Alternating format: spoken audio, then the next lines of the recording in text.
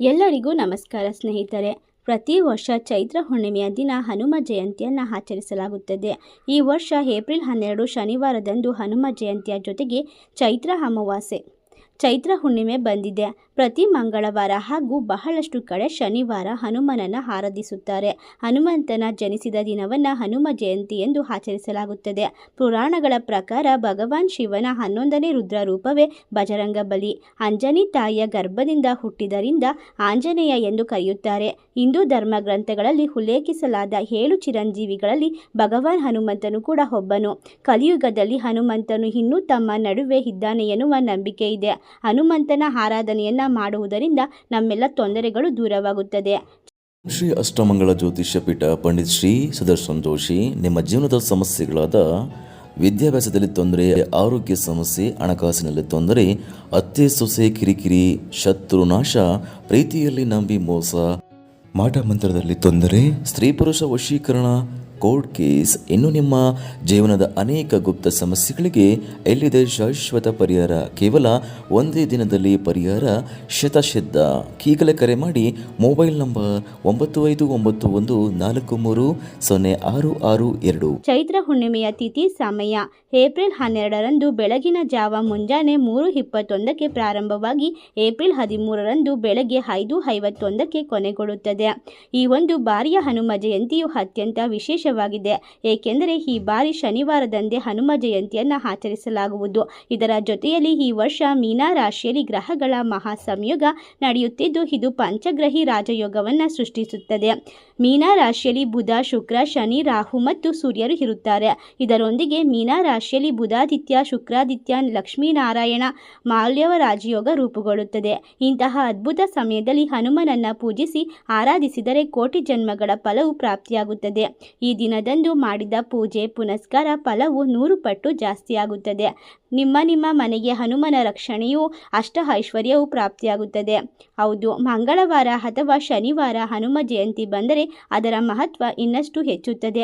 ಹನುಮ ಜಯಂತಿಯಂದು ದೇಶದಾದ್ಯಂತ ಆಂಜನೇಯ ಸ್ವಾಮಿ ದೇವಸ್ಥಾನಗಳನ್ನು ಕೇಸರಿ ಧ್ವಜದಿಂದ ಅಲಂಕರಿಸಲಾಗುತ್ತದೆ. ಆ ದಿನ ಭಕ್ತರು ಹನುಮಂತನ ಆಶೀರ್ವಾದಕ್ಕಾಗಿ ಸುಂದರಕಾಂಡವನ್ನು ಪಠಿಸುತ್ತಾರೆ. ರಾಮನಾಮವನ್ನು ಜಪಿಸಲಾಗುತ್ತದೆ. ದಾನ, ಉಪವಾಸ ಮಾಡಿ ಸುಂದರಕಾಂಡ ಪಠಿಸುತ್ತಾರೆ.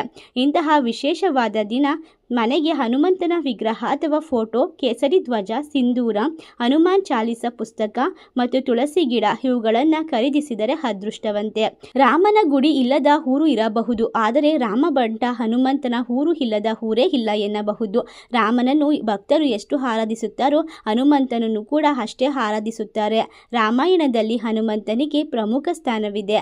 ತ್ರೇತಾಯುಗದಲ್ಲಿ ಜನಿಸಿದ ಹನುಮಂತನು ರಾವಣನ ವಿರುದ್ಧ ಯುದ್ಧ ನಡೆಸಲು ಸೀತೆಯನ್ನ ರಾವಣನಿಂದ ಕಾಪಾಡುವಲ್ಲಿ ಪ್ರಮುಖ ಪಾತ್ರ ವಹಿಸಿದ್ದಾನೆ.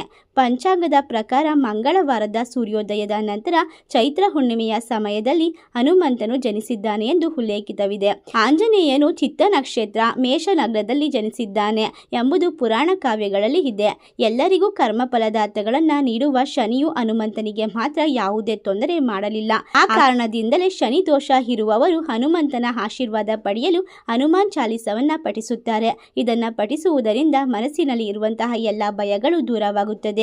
ನೀವು ದುಷ್ಟ ಶಕ್ತಿಗಳಿಂದ ಪ್ರಭಾವಿತರಾಗುವುದಿಲ್ಲ.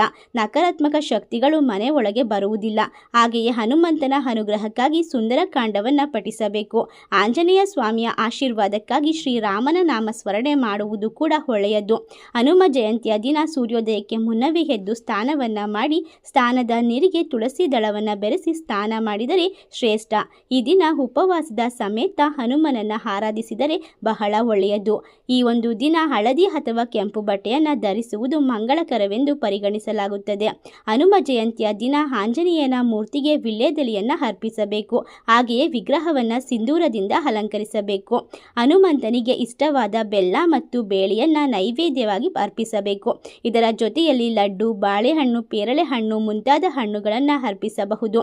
ಹನುಮಾನ್ ಚಾಲಿಸ ಪಠಿಸಬೇಕು. ಬಡವರಿಗೆ ಅನ್ನ, ವಸ್ತ್ರ, ಧಾನ್ಯ, ಧನ ಈ ರೀತಿಯಾಗಿ ನೇರವಾಗಿ ದಾನ ಮಾಡುವುದು ಒಳ್ಳೆಯದು. ಈ ದಿನದಂದು ಗುಲಾಬಿ ಹೂವಿನ ಮಾಲೆ ಹಾಕುವುದು ಅವನ ಆಶೀರ್ವಾದದ ಜೊತೆಗೆ ಉದ್ಯೋಗ ಅಥವಾ ವ್ಯವಹಾರದಲ್ಲಿನ ಅಡೆತಡೆಗಳು ನಿವಾರಣೆಯಾಗುತ್ತದೆ. ಹೌದು, ವ್ಯಾಪಾರವನ್ನು ಸುಧಾರಿಸಲು ಮತ್ತು ನಷ್ಟವನ್ನು ತಪ್ಪಿಸಲು ಹನುಮ ಜಯಂತಿಯ ದಿನದಂದು ಕೇಸರಿ ಬಟ್ಟೆಯನ್ನು ಅರ್ಪಿಸಬೇಕು.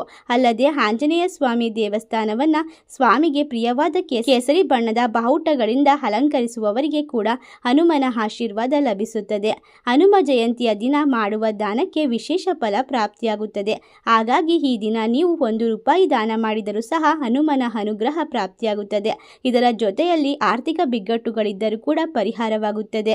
ಈ ಒಂದು ದಿನ ಆಹಾರ ಧಾನ್ಯಗಳನ್ನು ದಾನ ಮಾಡಿದರೆ ಮನೆಯಲ್ಲಿ ಸುಖ, ಸಂತೋಷ, ಸಮೃದ್ಧಿ ನೆಲೆಸುತ್ತದಂತೆ.